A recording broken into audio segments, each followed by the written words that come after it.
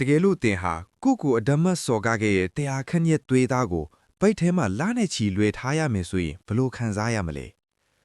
မတရားမှုကိုပြန်လဲတုံ့ပြန်ခဲ့ပြီလို့လူသက်သမားထွသွားခဲ့ရတဲ့အသက်16နှစ်အရွယ်မိန်းကလေးတယောက်ရဲ့ဘဝဟာငရဲခန်းထက်တောင်ပိုပြီးဆိုးရွားခဲ့ပါတယ်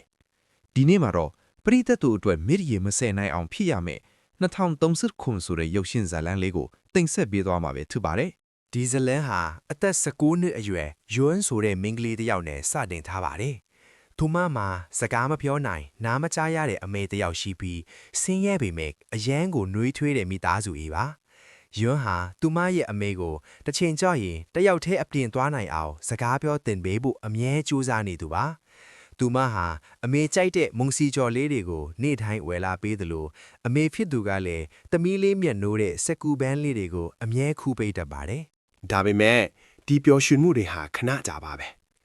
ယုံရဲ့အမေနဲ့အလုတ်တူလုပ်တဲ့လူရုပ်မာတယောက်ဟာ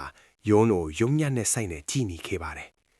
ဒီနေ့မှာတော့အလုတ်အပြာနောက်ကျတဲ့ယုံကိုလူသူကိမဲတဲ့လေကွင်းထဲမှာအဲ့ဒီလူကအဓမ္မပြုခြင်းစော်ကားခဲ့ပါတယ်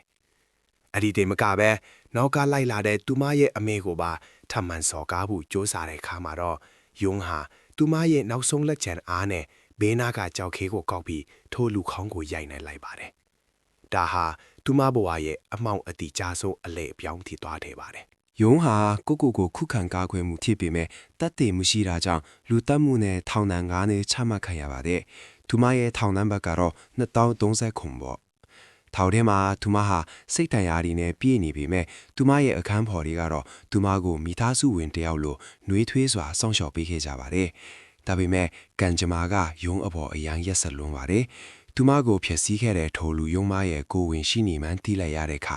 ယုံဟာဘဝကိုအဆုံးသတ်ဖို့ထိချိုးစားခဲ့ပါတယ်။ထောင်ထဲကအမာကြီးတွေရဲ့အားပေးမှုကြောင့်ယုံဟာအမှုပြန်လဲကြားနာခွင့်ရပြီးပြည်တန်တစ်နှစ်အထိလော်ပေါ်ခဲ့ပါတယ်။သူမခနေမွေခါနီးမှာတော့သူမရဲ့အခန်းဖော်တွေအတွက်နှုတ်ဆက်စာလေးတွေရေးခဲ့ပါတယ်။ဇလန်းအဆုံးမှာတော့စကူပန်ခင်ထဲမှာကစားနေတဲ့ခလေးမလီတယောက်နဲ့အိမ်မှာအဝတ်ပူတိုင်းနေရင်သမီးဖြစ်သူရဲ့မေမေဆိုတဲ့ခေါ်ထမ်းကြောင့်ပြုံးပြလိုက်တဲ့မိခင်ဖြစ်သူတွေကိုမြင်တွေ့ရမှာပါ။ဒါဟာတကယ်ပဲယွန်းပြက်လဲလွတ်မြောက်လာတာလား။ဒါမှမဟုတ်မိခင်ဖြစ်သူရဲ့စိတ်ကူးရင်မှုတသက်လားဆိုတာကတော့ယဉ်နှင်းစရာမိကွန်းတစ်ခုဖြစ်ကြံ့ရစ်ထက်ပါတယ်။ဒီဇလန်လေးကနေပေးချင်တဲ့ message ကတော့လောကကြီးကဘလောက်ပဲရက်ဆက်ပါစေ